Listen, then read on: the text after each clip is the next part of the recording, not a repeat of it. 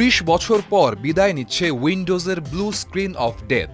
মাইক্রোসফটের operating system ব্যবহারকারীরা computer hang করলে বা বড় কোনো সমস্যায় পড়লে হঠাৎই নীল রঙের একটি স্ক্রিনের দেখা পেতেন, যাকে বলা হয় ব্লু স্ক্রিন অফ ডেথ। এবার সেই বিরক্তিকর স্ক্রিনটি সরিয়ে দিচ্ছে মাইক্রোসফট জানিয়েছে এখন থেকে নতুন করে যখন কম্পিউটারে কোনো সমস্যা হবে তখন আর নীল স্ক্রিন দেখা যাবে না, তার বদলে আসবে একটি কালো স্ক্রিন, যা আরও সহজ ও কম বিরক্তিকর হবে। এই নতুন স্ক্রিনে কম্পিউটার রিস্টার্ট হতেও সময় লাগবে কম। আগামী কয়েক মাসের মধ্যেই উইন্ডোজ 11-এর নতুন সংস্করণেই এই পরিবর্তন আসছে। ব্লু স্ক্রিন প্রথম দেখা গিয়েছিল 1993 সালে, যখন উইন্ডোজ NT চালু হয়েছিল।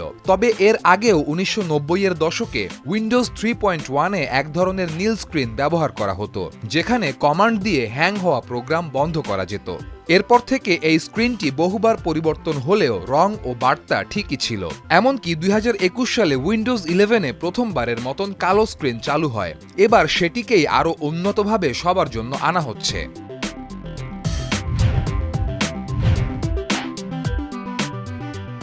এয়ার ট্যাক্সির মাধ্যমে 2026 সালে যানজট কাটিয়ে ওঠার লক্ষ্য দুবাইয়ের। জোবি এভিয়েশন গত সোমবার দুবাইয়ের শহরতলির দক্ষিণ পূর্বে একটি বিচ্ছিন্ন মরুভূমিতে তার সম্পূর্ণ বৈদ্যুতিক বিমান ট্যাক্সির প্রথম পরীক্ষামূলক উড্ডয়ন পরিচালনা করেছে, যা আগামী বছরের প্রথম দিকে বিদ্যমান যানবাহন নেটওয়ার্কের সাথে বিমান পরিবহনকে একীভূত করার প্রচেষ্টার একটি বড় মাইলফলক। জোবি এভিয়েশন আশা করছে তাদের এয়ার ট্যাক্সি বিদ্যমান স্থল পরিবহনের উপর চাপ কমাবে এবং দুবাইয়ের ক্রমবর্ধমান যানজটের মুখোমুখি হওয়ায় ভ্রমণকারীদের একটি দ্রুত বিকল্প প্রদান করবে। জোবি এয়ার ট্যাক্সি দুবাইয়ের প্রধান বিমানবন্দর DXB থেকে পাম জুমেইরা পর্যন্ত যেতে প্রায় 12 মিনিট সময় নেবে, যেখানে গাড়িতে 45 মিনিট সময় লাগে। জোবির এয়ার ট্যাক্সিটি ক্যালিফোর্নিয়া ভিত্তিক একটি প্রতিষ্ঠান তৈরি করেছে, যা প্রতি ঘন্টায় সর্বোচ্চ 320 কিলোমিটার গতিতে এক চার্জে 160 কিলোমিটার পর্যন্ত দূরত্বে উঠতে পারে। ইতিমধ্যেই 2024 সালে জোবি এভিয়েশন দুবাইয়ের রোডস অ্যান্ড ট্রানজিট অথরিটির সাথে 6 বছরের জন্য চুক্তি করেছে, যার ফলে এই সময়ের জন্য শহরে আকাশযান পরিচালনার একচেটিয়া ক্ষমতা পেয়েছে জোবি এভিয়েশন।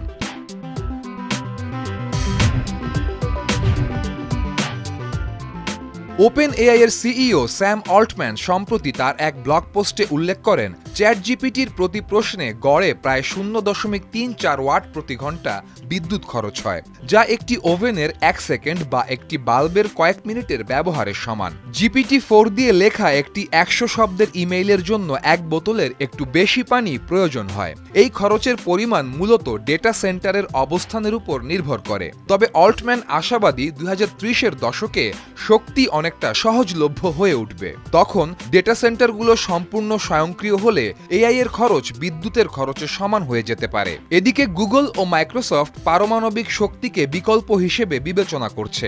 2024 সালের সেপ্টেম্বরে মাইক্রোসফট কনস্টেলেশন এনার্জির সঙ্গে একটি পরিত্যক্ত পারমাণবিক চুল্লি পুনরায় চালুর জন্য 20 বছরের চুক্তি করে। গুগলও কাইরোস পাওয়ারের সঙ্গে চুক্তি করেছে, যা 2035 সালের মধ্যে 500 মেগাওয়াট বিদ্যুৎ উৎপাদন করবে।